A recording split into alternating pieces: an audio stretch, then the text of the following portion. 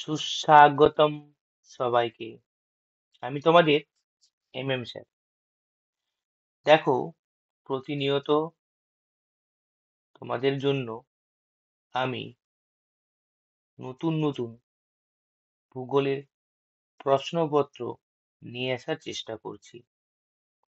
আজ আমি নিয়ে এসেছি ক্লাস নবম শ্রেণীর তৃতীয় পর্যায়ক্রমিক পরীক্ষার জন্য একদম একটি নতুন প্রশ্নপত্র। দেখো, এই প্রশ্নপত্রটি তৈরি করা হয়েছে একদম তোমাদের নতুন সিলেবাস এবং স্কুল প্যাটার্ন অনুযায়ী।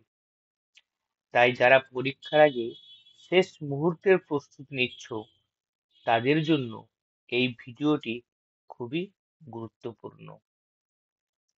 তাই ভিডিওটি শেষ পর্যন্ত মনোযোগ দিয়ে দেখো আর নিজের খাতায় প্রশ্নগুলো লিখে অনুশীলন করো। তাহলে শুরু করা যাক আজকের প্রশ্নপত্র।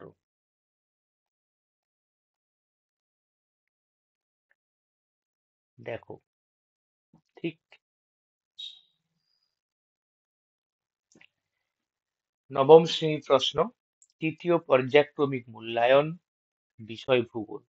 কত নম্বরের পরীক্ষা দিতে হবে তোমরা নিশ্চয়ই জানো শিক্ষক বন্ধুরা, 90 মার্কের। আর সময় তোমরা পাচ্ছ 3 ঘন্টা 15 মিনিট। তাহলে প্রথম যে প্রশ্নপত্র প্যাটার্নটা রয়েছে এটা হচ্ছে কি, নিম্নলিখিত প্রশ্নগুলির সঠিক উত্তর নির্বাচন করো। দেখো, এখানে প্রশ্ন দিয়ে রয়েছে মোট 14টি।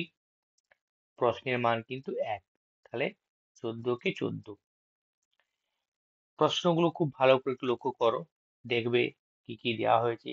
যেমন দিয়েছি সর্বোচ্চ অক্ষাংশ কত, লেগুন কখন সৃষ্টি হয়, কোথায় সৃষ্টি হয়, ব্লিজার্ডের সময় কি কি, ব্লিজার্ডের সময় কি কি প্রবাহিত হয়। অর্থাৎ এইটা প্রশ্নটা একটু বলে দিই তোমাদেরকে, যখন ব্লিজার্ড প্রবাহিত হয়, মানে ব্লিজার্ড নিশ্চয়ই তোমরা জানো, সেই সময় ব্লিজার্ডের সঙ্গে কি থাকে, মানে কি মিশে থাকে। যেমন আমরা জানি যে ঝড় হয়, তোমরা ঝড় জানো, তো ঝড় আমাদের পশ্চিমবঙ্গে কি হয়, বৈশাখ মাসে কাল বৈশাখী ঝড় হয়।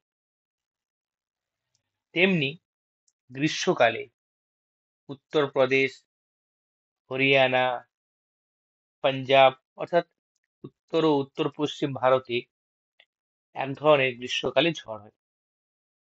কিন্তু সেই ঝড়ের সঙ্গে কি হয়, প্রচুর পরিমাণে কি বলে, ধুলোকণা, তাপমাত্রা বেশি বৃদ্ধি, অর্থাৎ গরম আবহাওয়া প্রবাহিত হয় তার সাথে, সেটাকে আমরা লু বলি, আবার আঁধিও বলি অনেক সময়। তার সঙ্গে কি প্রচুর ধুলোকণা থাকে। তাহলে এরকমই ব্লিজার্ডের সময় কি মিশে থাকে, প্রশ্নপত্র খুব ভালো করে পড়বে। তাই বুঝতে পেরেছো তো? তারপর রয়েছে দেখো, একটা যে স্কেলকে সরলরেখার মাধ্যমে প্রকাশ করা হয়, একটা কোশ্চেন তোমাদের দেওয়া হয়েছে, যে স্কেলকে সরলরেখার মাধ্যমে প্রকাশ করা হয়। সরলরেখা মানে কি, আমরা স্কেলকে তো জানি, যে স্কেলকে আমরা কয় ভাগে আমরা প্রকাশ করতে পারি। আমরা 3 ভাগে প্রকাশ করতে পারি, তোমরা জানো কি কি। একটা হচ্ছে কি বিবৃতিমূলক স্কেল, একটা আরএফ স্কেল, একটা হচ্ছে গ্রাফিক্যাল স্কেল। তাহলে এই গ্রাফিক্যাল স্কেলকে আবার 3 ভাগে ভাগ করে যায়। একটা হচ্ছে রৈখিক স্কেল, একটা হচ্ছে ভার্নিয়ার স্কেল, একটা হচ্ছে ডায়াগোনাল স্কেল। তাহলে এইগুলো কিন্তু স্কেলের মধ্যে ভাগ রয়েছে। তাহলে শিক্ষা বন্ধুরা, এখানে দেখবে যে যে স্কেলকে আমরা শুধুমাত্র একটি সরলরেখা, অর্থাৎ সরলরেখা মানে শুধুমাত্র একটা সরলরেখা নয়, কিন্তু সরলরেখার মাধ্যমে স্কেলটাকে অঙ্কন করা হয়, সেই স্কেলটার নাম কি। খুব ভালো করে কোশ্চেনগুলো দেখবে, বুঝতে পেরেছো তো? তাহলে আমরা চলে এসেছি, আমরা একদম বিয়ের দাগে যে প্রশ্ন আছে কি, এক কথায় উত্তর দাও, যে কোনো 6টি করতে হবে, 7টা প্রশ্ন দিয়ে রয়েছে। বুঝতে পেরেছো তো? তাহলে এখানে এসে তোমরা কোশ্চেনগুলো ভালো করে পড়বে, যে পশ্চিমবঙ্গের কোন জলবায়ু অন্তর্গত সুন্দরবন অঞ্চল নদীর একটি বৈশিষ্ট্য লেখো, তিস্তার কোন অংশটি ডুয়ার্স নামে পরিচিত, ভারতের কোন কোন শ্রেণীর কয়লা পাওয়া যায়, ইত্যাদি। যে বিষয়গুলো রয়েছে, দেওয়া যে প্রশ্নগুলি রয়েছে খুব সুন্দর করে পড়বে এবং তা সুন্দরভাবে খাতায় কিন্তু তোমরা অনুসরণ করবে। তারপর রয়েছে সত্য মিথ্যা লেখো। নিশ্চয়ই এটা তো বলার কোনো দরকারই নেই যে সত্য মিথ্যা যে প্রশ্নগুলো রয়েছে সেগুলো কিভাবে তোমরা সঠিকভাবে করবে, নিশ্চয়ই তোমরা জানো। ওকে, ঠিক আছে বন্ধুরা। তাহলে দ্বিতীয় কি আছে, শূন্যস্থান পূরণ করো। শূন্যস্থান পূরণ করো কি আছে, এখানে 5 নম্বর এর প্রশ্নটি আছে। প্রশ্নের মান 1 তথা 5টি প্রশ্ন দেওয়া আছে, বুঝতে পারছো তো?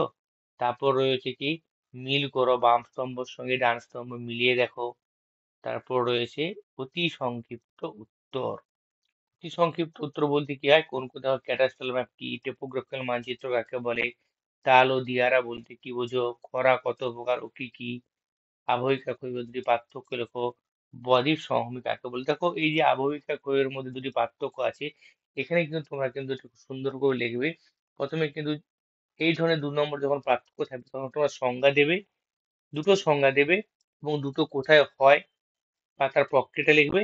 আর অবশ্যই আবহিকার ফলে একটি গঠিত ভূমিরূপ বা ক্ষয়ীভবনের ফলে একটি গঠিত গঠিত ভূমিরূপ কিন্তু তোমরা কিন্তু উল্লেখ করবে।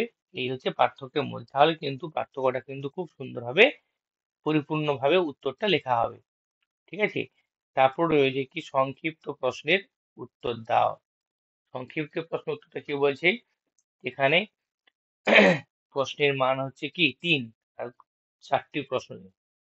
ঠিক আছে তো, সুন্দরভাবে এখানে দেখবে যে একটা কোশ্চেন, খুব ভালো কোশ্চেন দিয়েছি, দেখবে তোমরা 10 ডিগ্রি উত্তর অক্ষাংশ ও 60 ডিগ্রি পূর্ব দ্রাঘিমা বিশিষ্ট কোণের প্রতিবাদ স্থান উল্লেখ করো। এটা যখন তোমরা দেবে, তোমরা অবশ্যই ছবিটা অবশ্যই দেবে, কিভাবে প্রতিবাদ স্থানটা উল্লেখ করতে হয় তার ছবি কিন্তু অবশ্যই তোমরা দিও। তারপরে আছে রচনাধর্মী প্রশ্নের উত্তর লেখো।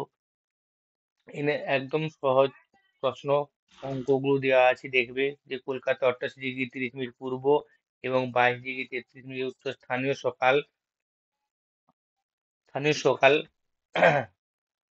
8টা শুক্রবার 1লা মার্চ, সকাল 8টা 1লা মার্চ 1996 তার প্রতিষ্ঠানের সময় 12 তারিখ কত হবে, বুঝতে পেরেছো তো? তারপরে একদম চলে যাও রচনাধর্মী প্রশ্নের উত্তর অবশ্যই দেখবে। আর সবচেয়ে গুরুত্বপূর্ণ যেটা আছে যে পশ্চিমবঙ্গের রেখা মানচিত্রের উপযুক্ত প্রতীক ও নাম সহ চিহ্নিত করো। এটা খুব সুন্দরভাবে করবে। কুলটি একটি গুরুত্বপূর্ণ শৈল শহর, অর্থাৎ যেটা শৈল শহর মানে কি, এটা পর্বতের কূলে অবস্থিত, অর্থাৎ পর্বত যেখানে অবস্থিত সেখানে যদি কোনো শহর গড়ে ওঠে তাকে কিন্তু আমরা বলি যে শৈল শহর। তা আমাদের শৈল শহর কি হতে পারে, সেটা তোমরা জানো। আমাদের শৈল পাহাড় কোথায় দেখা যায়, পাহাড় বলতে কিন্তু তোমরা কিন্তু এই পশ্চিমবঙ্গের যে মালভূমি অঞ্চলে যে পাহাড়গুলো আছে সেগুলো কিন্তু হবে না, কিন্তু এটা মনে রেখো। কিন্তু পাহাড় বলতে হিমালয় পর্বত যেখানে অবস্থিত সেটাকে কিন্তু আমরা বুঝাচ্ছি।